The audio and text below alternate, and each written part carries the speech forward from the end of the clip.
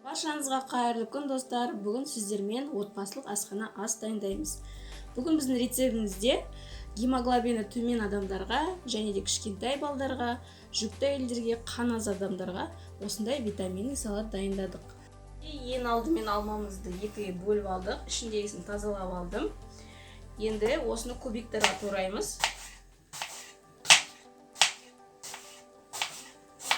Теркадан да өткізуге болады. Біз бүкіл алманы турап алдық. Ендігі оны ыдысқа салып, ары қарай свекломызды теркадан өткіземіз. Кезек свеклада осындай үлкен жағынан өткізем. Бұны да кубиктап туруға болады, бірақ маған өзіме осылай теркадан өткізген ұнайды.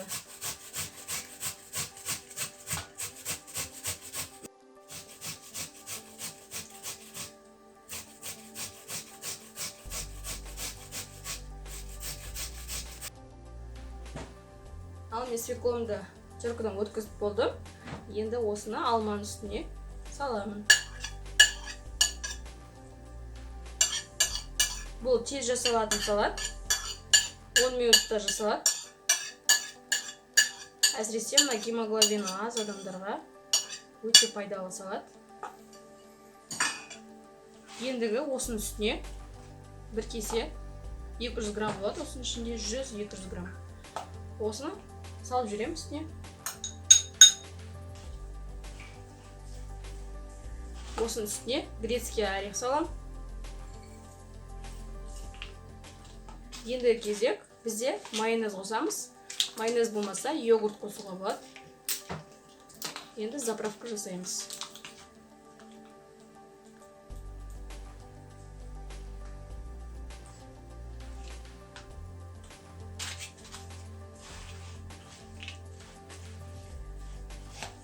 Түсі қандай керемет, өзіме қатты ұнап тұр.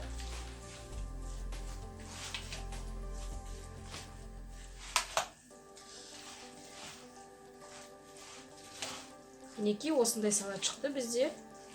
Міндетті түрде дайындап көріңіздер. Түсі қандай әдемі шықты, өзіме ұнап тұр. Осындай салдық.